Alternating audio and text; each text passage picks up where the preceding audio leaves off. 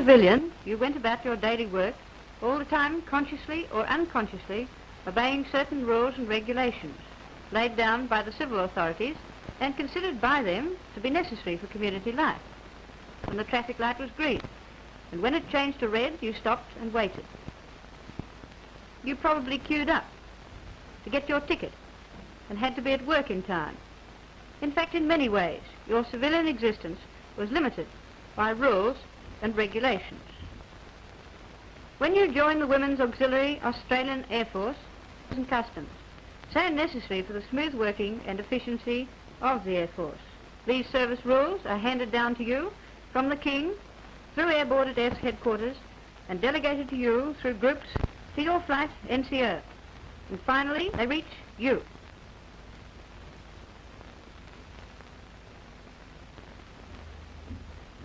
Here you see the commanding officer giving orders to the section commander, who in turn passes them on to the flight NCO, who then gives the orders to the flight consisting of airwomen such as you. This is the chain of command. It is your job as an airwoman to obey all commands given to you.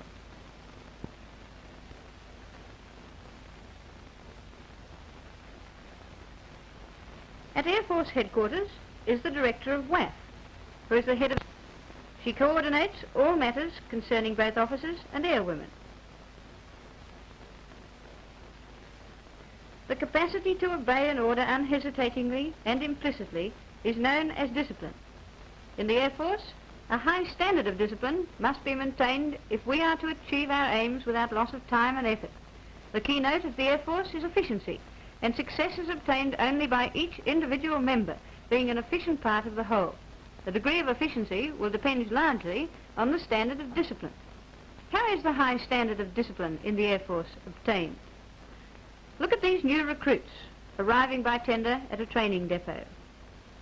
Notice their hesitating and lackadaisical manner, their incapacity to do things in an orderly fashion, the way they seem to flop about. They have no idea of doing the same thing at the same time, nor even of all turning the same way. In fact, they do not move as a coordinated whole. Compare them with these smart, alert and disciplined airwomen in this flight about to leave the depot on posting. They too were recruits a few short weeks ago. How is this change from a rabble into a disciplined whole brought about?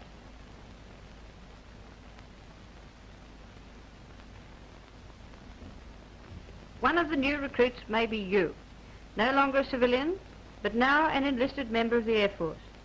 You change into your uniform as a member of the WAAAF with pride and joy. But how do you become an efficient airwoman with a keen sense of discipline and a high state of morale, that self-imposed discipline in the face of heavy odds? What brings about the change in you yourself? What fits you to take your place in such a flight as this? It is the recruit training course, which acts as an adjusting spanner before you go to your job in the service.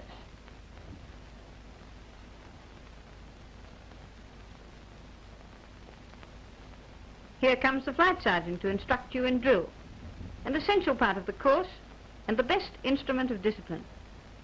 Perhaps you are in this flight of new recruits. The flight sergeant shows you the various movements involved in drill. In carrying out her orders, you will learn instant and implicit obedience to commands given, which is the essence of good discipline. At first you are slow to respond, and you make mistakes, but as time goes on you begin to move more smartly, and you learn to carry yourself and your uniform in the manner of all WAAAF. You become more alert mentally, and your physique improves so that important changes are seen in you, which will help to build you up into an efficient airwoman.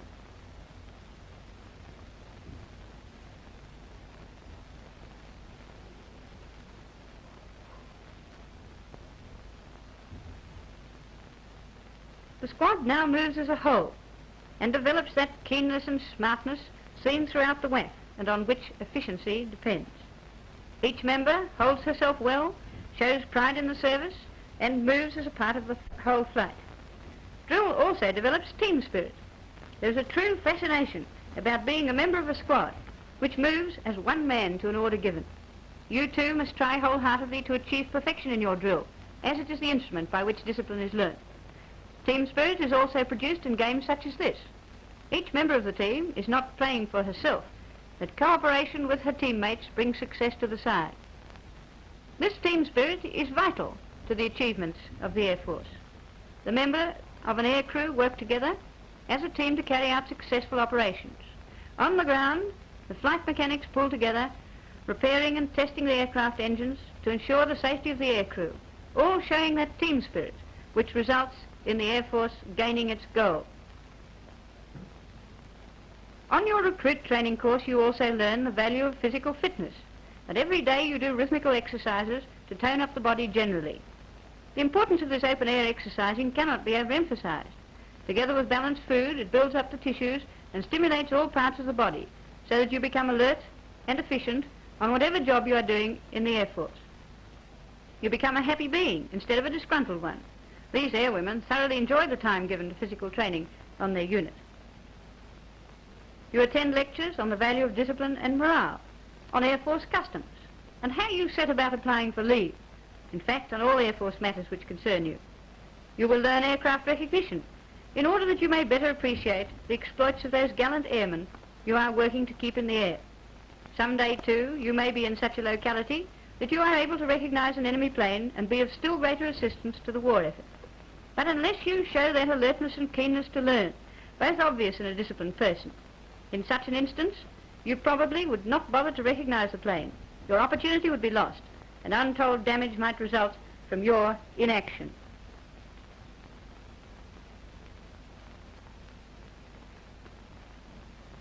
In learning unarmed defense, you are once more gaining knowledge useful in an emergency. The execution of it requires a great deal of skill, self-control, and above all, a feeling of anticipating success.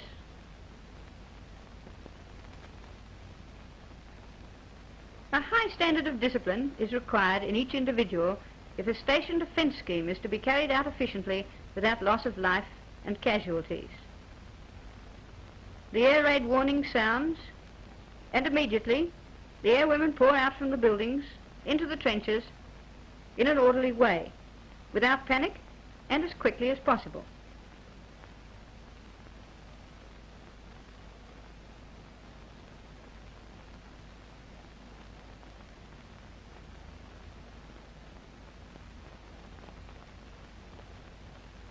What a short time it takes to complete the evacuation.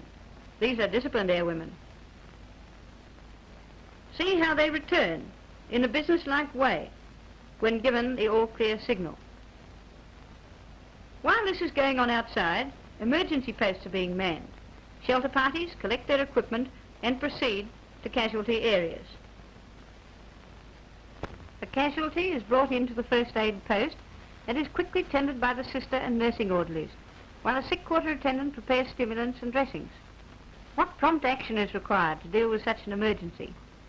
Such action is dependent upon the self-discipline of those taking part. Slackness and slowness in carrying out an order given by the sister may end in disaster.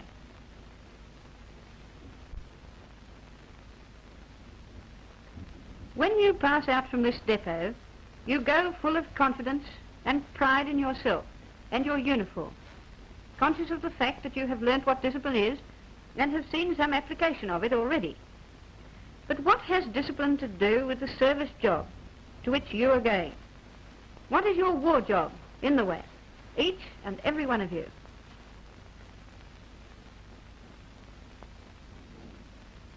You are in the WAAAF in order to keep men flying, to keep planes in good order and to keep them in the air. That is your job. Every time you carry out an order efficiently and immediately, you are pulling your weight in keeping an airman flying his plane somewhere in an operational area. Whatever you are mustering and whatever you happen to be posted to, you all have one object in view: to do your best at all times in order to keep them flying. Now you see how important it is to be and remain a disciplined airwoman. Let us look at some airwomen carrying out their daily jobs at various units. and think all the time of the part discipline plays in their work. Here is a flight rigger attending to the wing of a plane. If she is slipshod about her work and thinks, "Oh, that'll do," or "I can't be bothered," she may be responsible for the life of a pilot. See how carefully these two are patching this wing and fuselage. They do each bit thoroughly and examine it, each one checking the other's work. This airwoman, folding up a man-dropping parachute, literally holds the life of a man in her hands. Notice how carefully she arranges the folds and makes sure that they lie correctly as she works. She cannot afford to be casual and lackadaisical about her job. The lesson of discipline has been very well learnt. This WAAAF flight mechanic has a similar responsibility. The RAF fitter gives her instructions, and she goes to it, carrying them out accurately and without loss of time.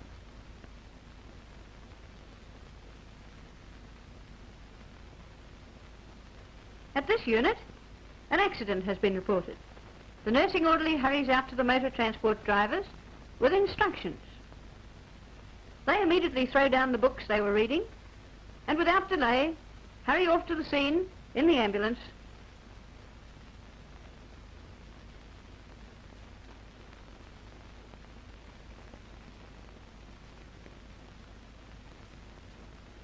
Lines of communication. How important they are in a war effort and how easily entangled and broken. Do you know that thousands of WAAAF man various lines of communication every day, and that the success of an attack can be measured largely by the security of the messages sent before and during the action? If this telegraphist, working shift work, pleases herself about when she sends a signal, the traffic will become hopelessly jammed. You see her carrying out the orders of the corporal with speed and accuracy. Here are some other signals jobs requiring skill, dependability, and attention to detail. This telegraphist, operating the high-speed machine, records messages received at very high speeds from outlying units. Here, such messages for sending at high speed are being prepared by perforating a paper tape.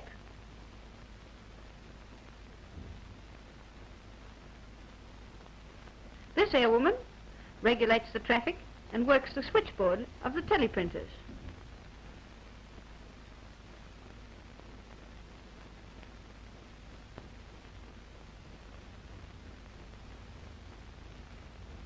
These are deciphering the headings of signals in order to find out the units of origin.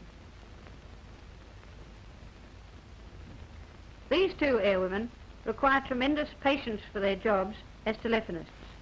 Discipline plays a large part in their service lives.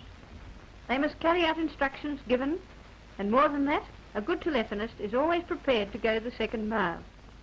She may be able to find an officer who is wanted urgently by persistently ringing many different officers to find him. Look at the size of the board these two operate. What a tormentor. They surely must possess a real sense of discipline to be efficient.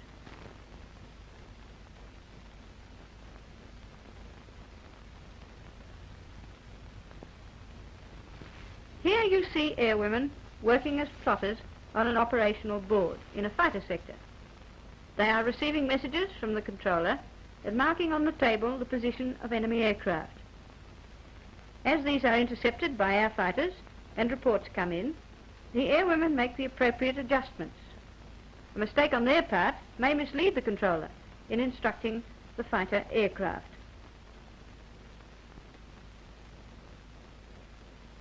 Motion pictures play a large part in the training of airmen.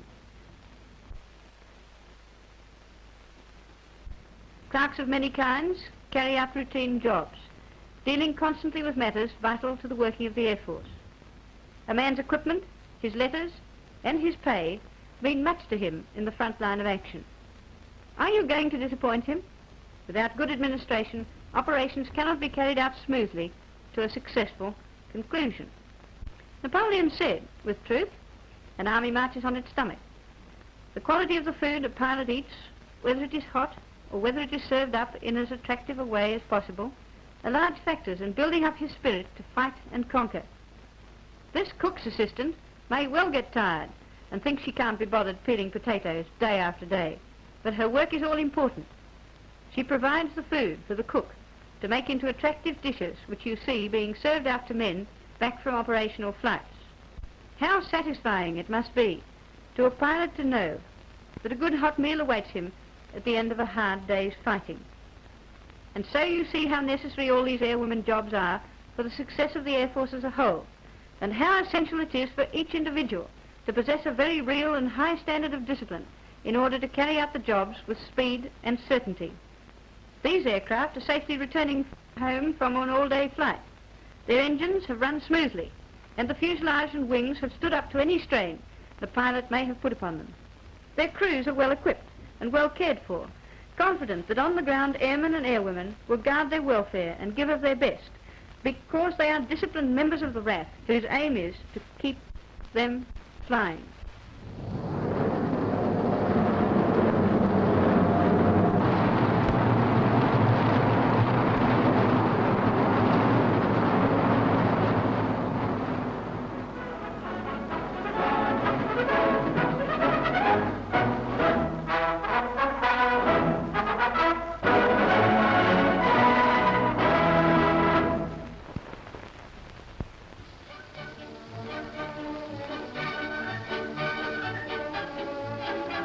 This is a red-letter day in the careers of hundreds of members of the Women's Auxiliary Australian Air Force. These daughters of the Southern Cross have passed through their preliminary training and are to be drafted to various stations. Under the guidance of competent officers, the girls are quick to adapt themselves to the precision required by our Air Force. Her Excellency, Lady Wakehurst, accompanied by senior officers of the service, takes the salute as the WAAFs pass with the typical Air Force march. Dignity and precision personified. Coming from all walks of life, these girls have sacrificed careers and social life to give their services to their country. Individual ambition has been thrust aside. Each is but a part of a huge and efficient organization pledged to victory. Secret messages of vital importance are entrusted to the girls operating radio transmitting and receiving equipment. Photographing of the sending of any message is not permitted. This operator expresses her sentiment by repeating the call, V for victory.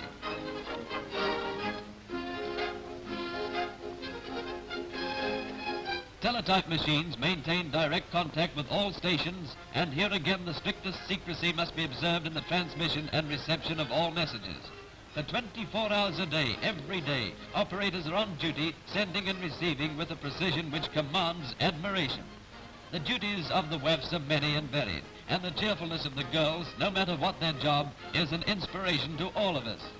The packing and inspection of parachutes is not only laborious, but it is exacting, for the valuable life of an airman may be sacrificed by carelessness. The checking of the multitude of implements of war on the main is in the hands of these volunteers. Not one defect passes without question. Transport, too, comes within the orbit of their work. The manner in which these girls service and handle huge trucks calls for nothing but admiration. The WAAFs organization is a very real and vital part of Australia's great war machine. Every member accepts her job in deadly earnest. Everyone a capable and determined unit of a force governed by tradition and discipline. While the Royal Australian Air Force is fighting in the field, the WAAFs are on the job to ensure ample supplies and maintain communications. The arduous work and concentration of the service is offset with time for relaxation. With official duties behind them for a few hours, the light-hearted spirit of Australian womanhood holds sway. These girls are doing a grand job. Hats off to them.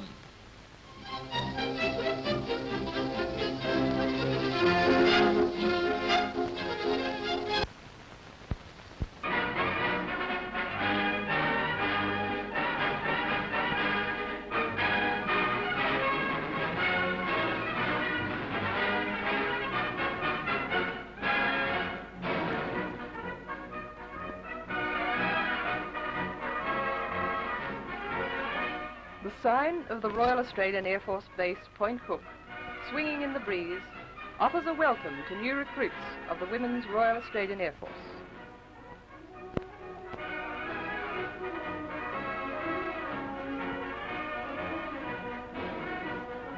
The gates open to admit the bus which has brought girls from all parts of Australia to commence their new life. At this base, they are given a 4.5 weeks training course, which will fit them to take their place in the organization.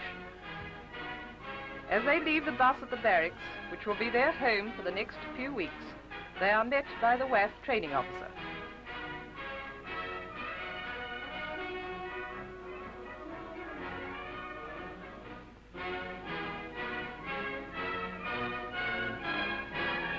The airwomen are housed in single rooms in 2-storied buildings amid lawns and gardens. The day following the arrival is spent in being equipped with service uniforms and with medical and dental examinations. Great attention is paid to the foot comfort because a large part of the ensuing 4 weeks is spent on the parade ground.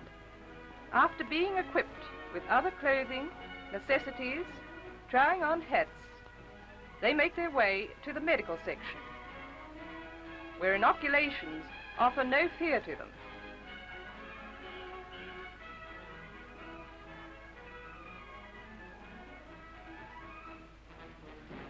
And they go with smiling faces to the dental chair.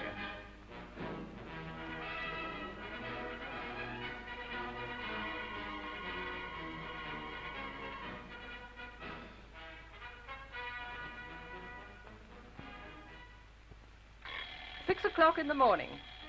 The girls are awakened by the course orderly. Although early, the airwomen eagerly start their new day. Within the next 1.5 hours, they must tidy their rooms, have breakfast, and then perform any other duties in the barracks as required before their study period begins.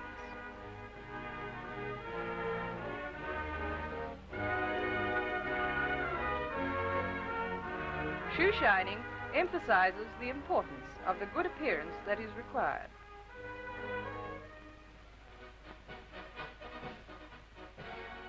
At the sound of the whistle, they go on parade, looking spick and span.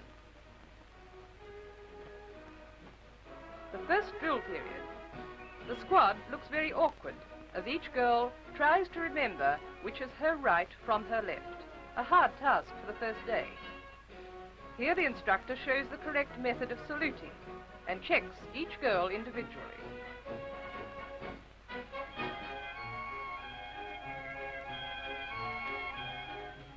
Several hours in the open air develops healthy appetites, which the messing staff try to satisfy.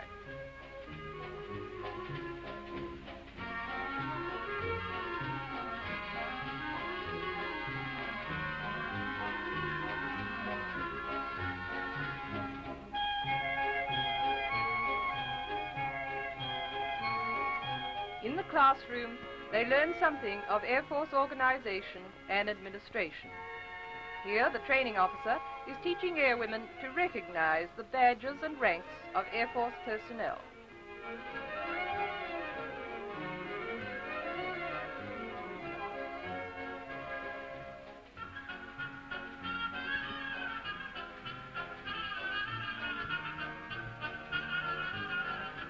Lectures are interspersed with instructional films. And here we see a nursing sister commenting on one of the films shown. Organized sport is encouraged throughout the RAF, and here a games period winds up the end of their training for the day.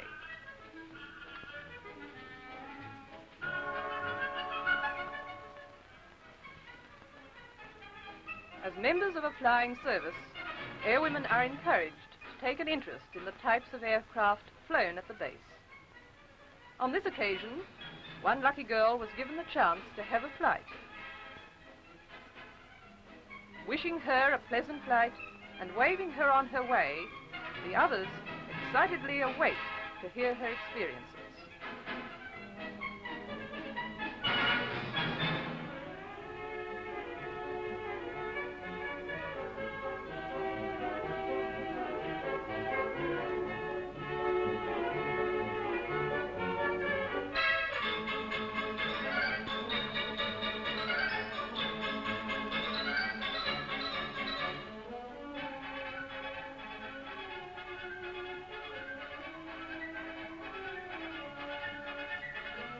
On landing, she tells them of the thrill of flying.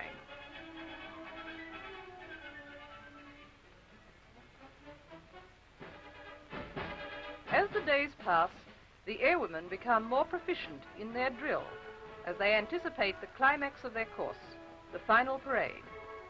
We now see a marked difference from their first day on the parade ground.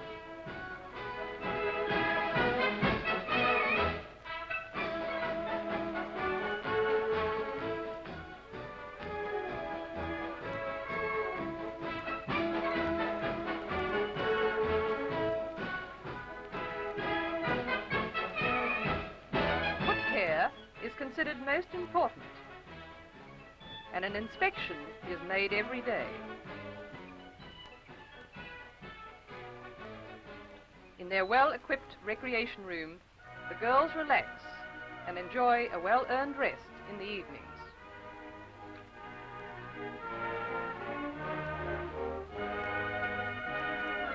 The big day. The training officer makes a final inspection before the airwomen parade for the reviewing officer.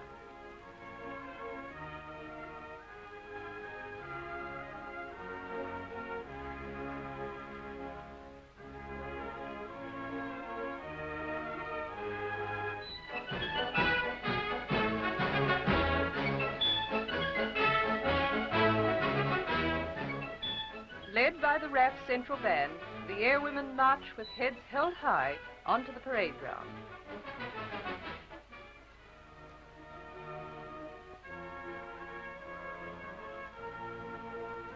The reviewing officer inspects, and the airwomen prove their proficiency in the drill movements they have been taught.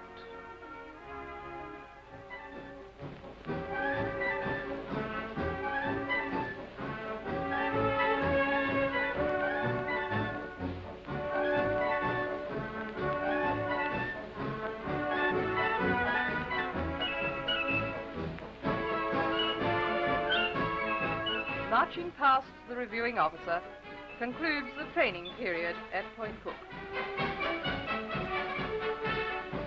Following a church service and morning tea, the airwomen pose for a photograph and eagerly seek those of the training staff to carry away as mementos of their course.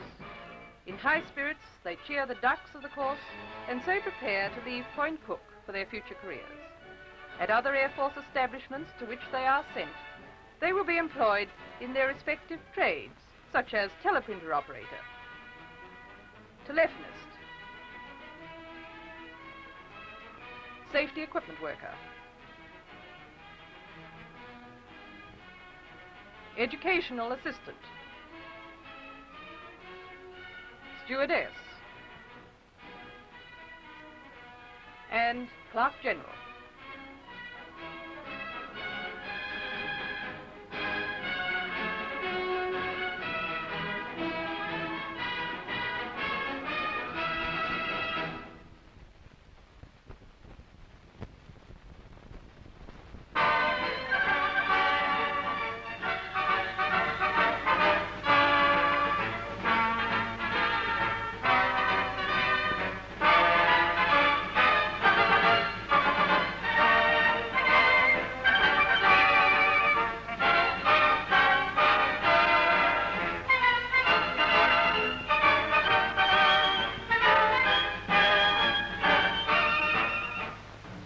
Previously in Australia's history have so many opportunities existed for young women to train for such a wide range of interesting careers. More than 30 different types of occupation are available for young women who join the Women's Royal Australian Air Force, whose Air Chief Commandant is the Queen Mother. This is a passing out parade at Point Cook, Victoria, where all Women's Royal Australian Air Force recruits receive their initial training. These women have concluded their training and are now ready to take their places as qualified airwomen in the units of the Royal Australian Air Force. Working alongside the men of the Air Force, they will be part of the team that keeps our aircraft in the air.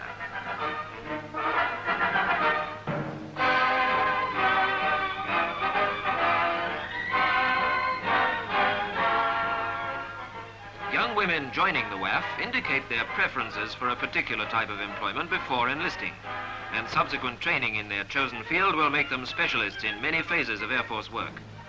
The office routine in most Royal Australian Air Force establishments is carried out by air women. They become experts in office management and permit manpower to be effectively employed elsewhere.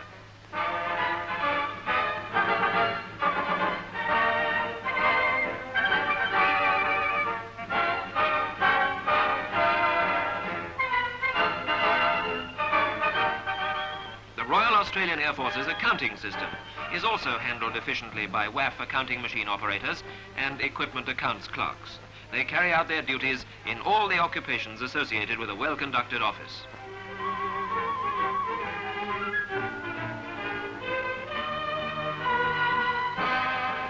Some airwomen elect to become tailoresses, and they assist to make their fellow WAAF one of the most smartly turned out groups of women in the Commonwealth.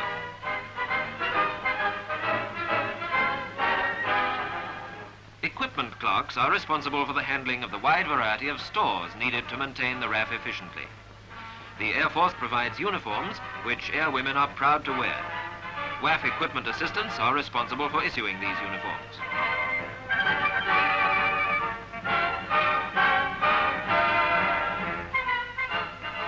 Education assistants learn to handle training and teaching aids, such as projection machinery, and they also function as librarians to catalogue and issue the thousands of books which fill RAF libraries. This is the RAF College Library, which plays an important part in the training of the RAF's future executive officers.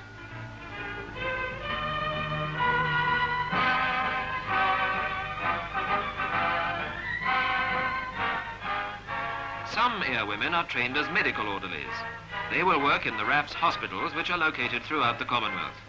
A RAF tutor sister takes a class of medical orderlies through a series of lectures which include a study of the human anatomy and its physiology. This course fits the airwoman for her role as a hospital worker.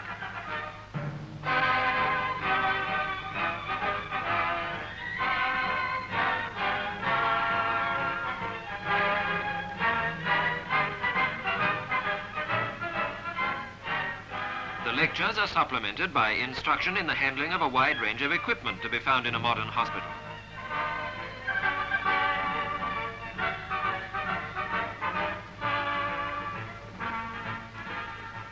Training aids include a Bedford model used to instruct the medical orderlies in the most efficient methods of handling and caring for a patient in a hospital bed.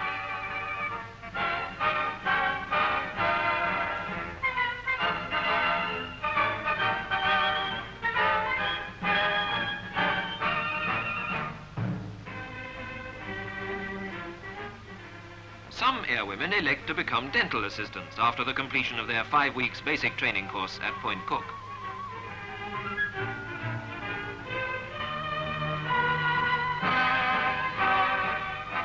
A vital role of airwomen is that of safety equipment worker.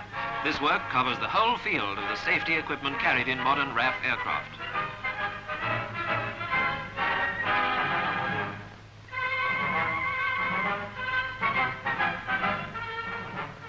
The care of aircraft safety equipment involves the regular inspection and refolding of parachutes. Particular care is necessary to ensure that they are always in perfect condition.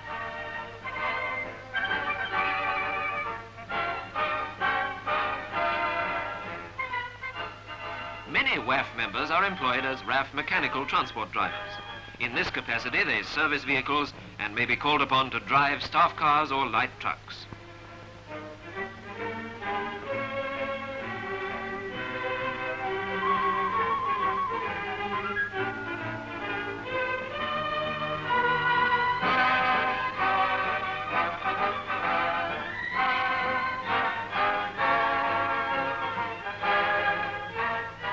Airwomen are trained as telephone operators and may be posted to units located in every state of the Commonwealth.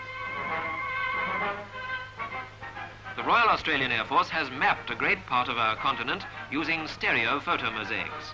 Here, airwomen trained as cartographers assist in the preparation of Air Force maps by this process.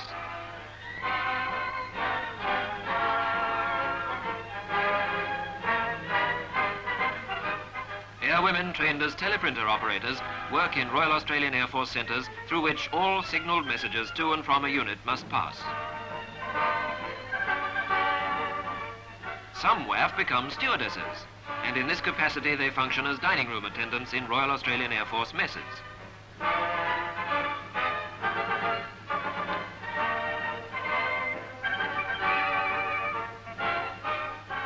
Life for the airwoman whose work requires her to live in at a RAF unit is interesting and well provided for. Well-equipped laundries are always available with plenty of hot water. The Air Force ensures that its members live comfortably and well. Many privileges and benefits, which include free accommodation and medical and dental care, make service life attractive from a monetary point of view.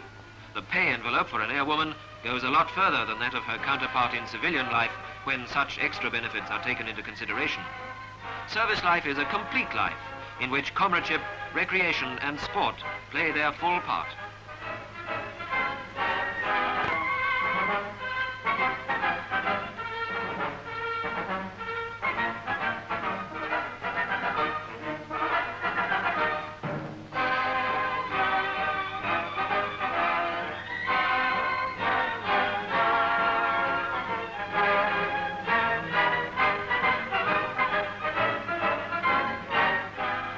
RAF units cater for the tastes of all airwomen.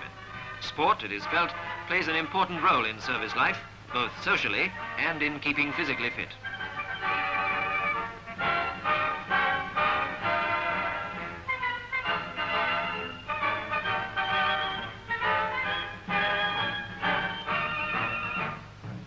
Normally, WAAF quarters have single rooms or rooms shared by 4 airwomen, and the standard of accommodation is high.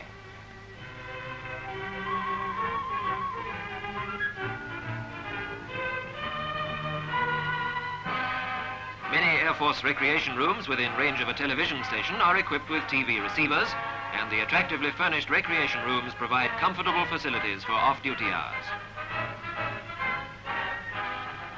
When the women of the WAAF hold a dance in their recreation rooms at a RAF unit, there's always plenty of male company to provide partners.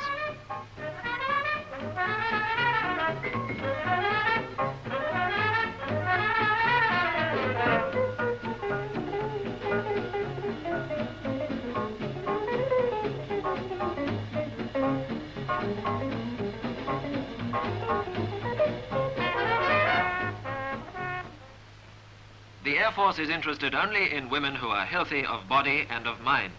And religion, which plays such an important part in most lives, has a correspondingly important place in Air Force life. Every RAF unit has chapels to permit the airwomen to attend regular Sunday services.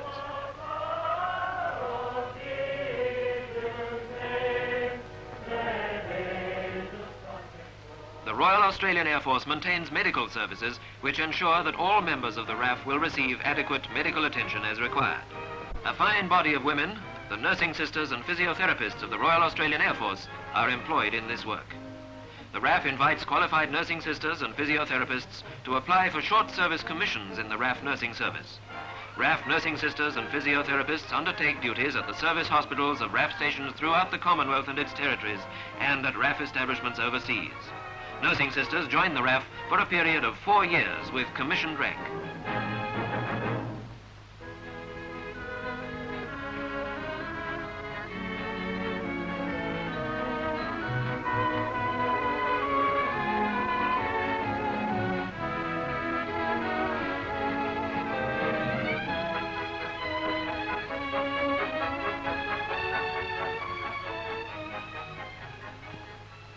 All the nursing sisters of the Royal Australian Air Force pass through a 4 weeks aeromedical evacuation course.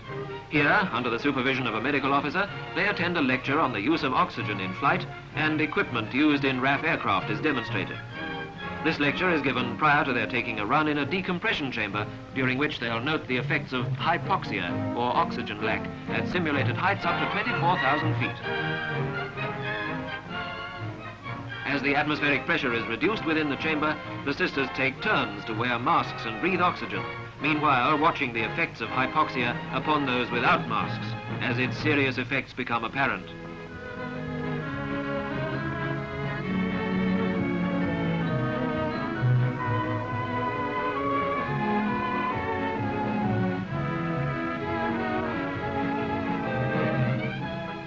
During the aeromedical evacuation course, sisters are lectured on the operation and function of safety equipment used in the event of an aircraft being forced to land upon the sea.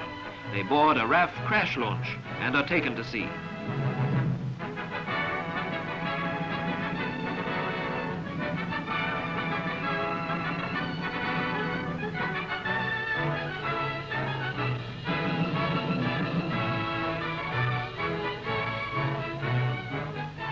A 10-man inflatable dinghy carried as standard equipment in RAF transport aircraft is launched, and the sisters board the dinghy and operate smoke signals and other types of distress flares designed for signaling in daylight and darkness.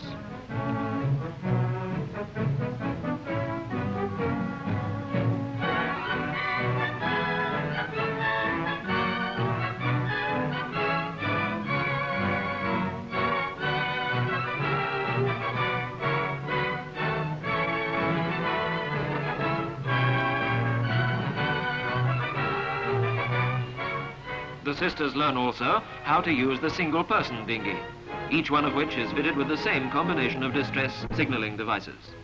The experience gained by the nursing sisters during this interesting course will qualify them to handle the evacuation of medical cases by air under modern conditions of peace or war, and in this capacity to be prepared for any emergency.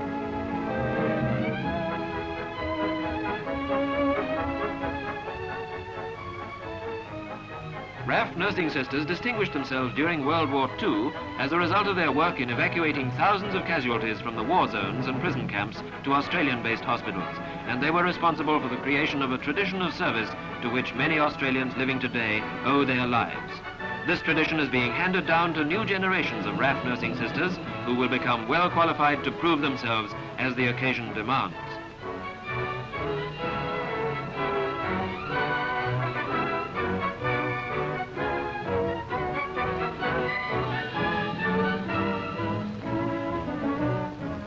The women of the Royal Australian Air Force are performing a valuable service for their country, and at the same time they are seeing Australia and other countries during the course of their interesting work. There are unequalled opportunities for the young women who join the RAF as nursing sisters and physiotherapists, and the Women's Royal Australian Air Force as skilled workers in a variety of interesting and satisfying careers.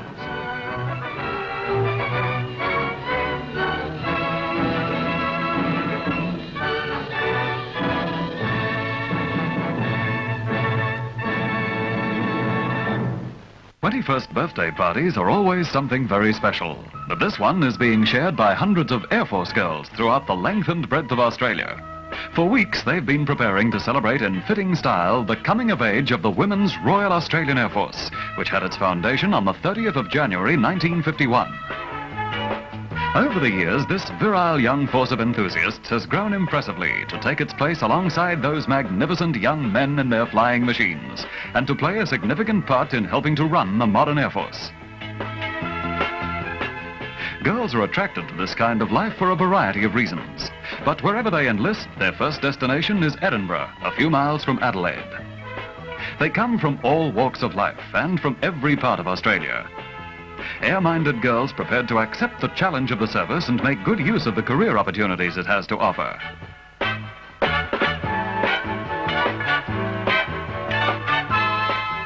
At Edinburgh, newcomers to the RAF spend 4 weeks getting used to the uniform, discipline and service procedures.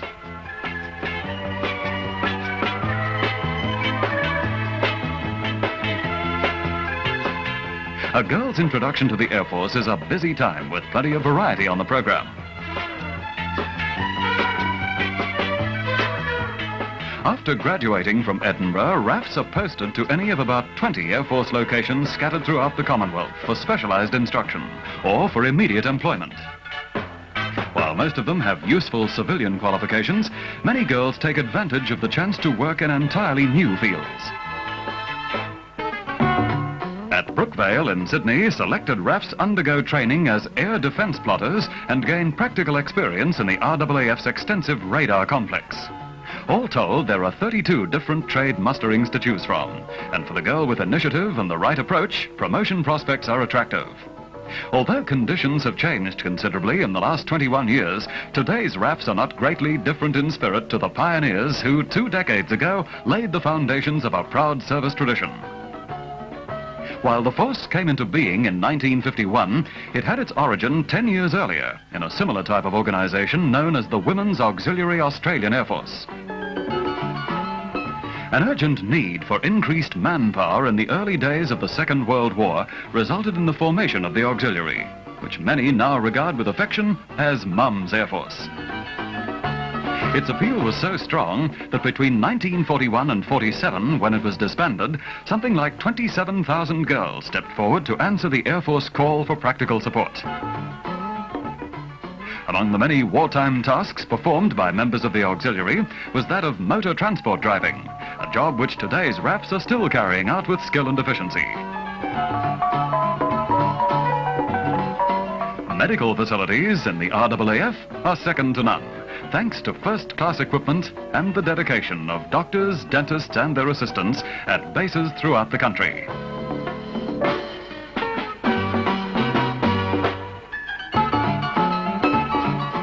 Qualified dental assistants, like this young RAF, tend to bring a welcome touch of Florence Nightingale comfort into the lives of service patients in the fast-moving jet age of the 70s.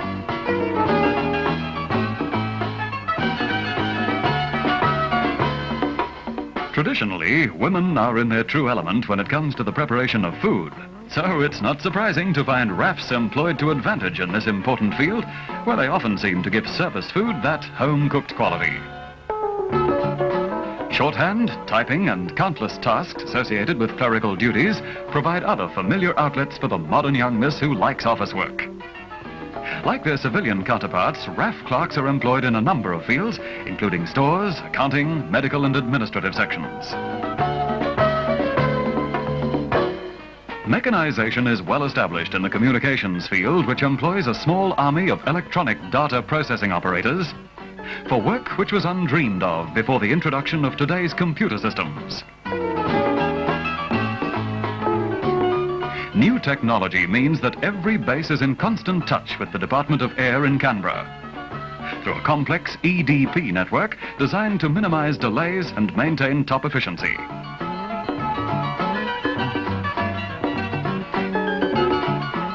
For sports-minded people, there's no shortage of action. Each year in the Inter-Service Sports Series, men and women of the three armed services battle for supremacy in sporting events. 21 years after their organization came into being in 1951, we can't do better than simply say happy birthday to the members of the Women's Royal Australian Air Force.